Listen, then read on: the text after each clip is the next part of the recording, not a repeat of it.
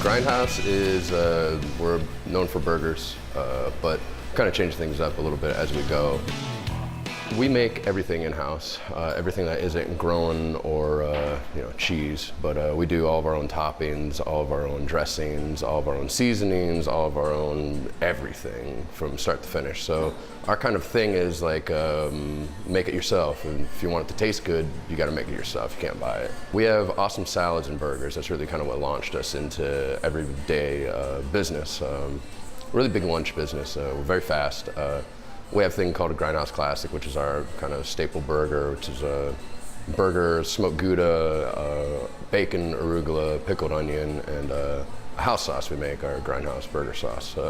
So it's probably our most popular thing, but instead of using bacon on a lot of things, we use pork belly or different pickled items, which kind of make it interesting.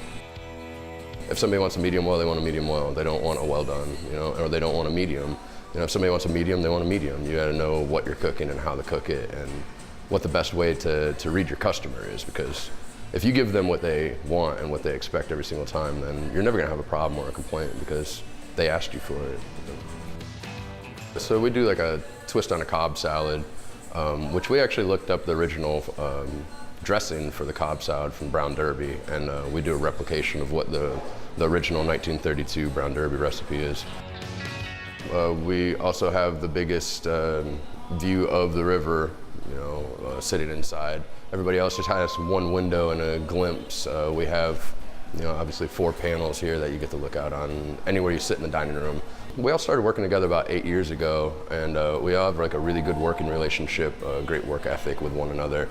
And it was a barbecue restaurant back here, Briquettes. I started with the guys, first employee that they hired a long time ago. And then John opened the fine dining restaurant across the street, and I was with Nate at Briquettes. And this place closed down, and the opportunity to buy it came up, and they both asked, well, do you want your turn?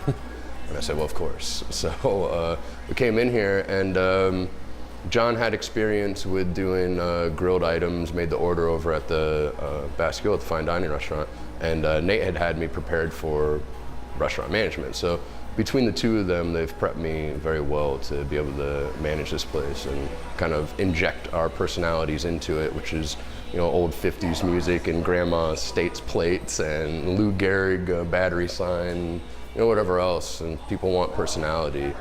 And if you give them who you are, you get a better response from them, because they don't want what you think they want. They want you, they want a part of you. We got crayons and these butcher paper things, and I think we thought that more kids were gonna draw on them, And now we find that when people come here, nobody's on their phones really. When families come here, they're playing tic-tac-toe, or when young high school kids come in here, they're drawing out their football plays on there.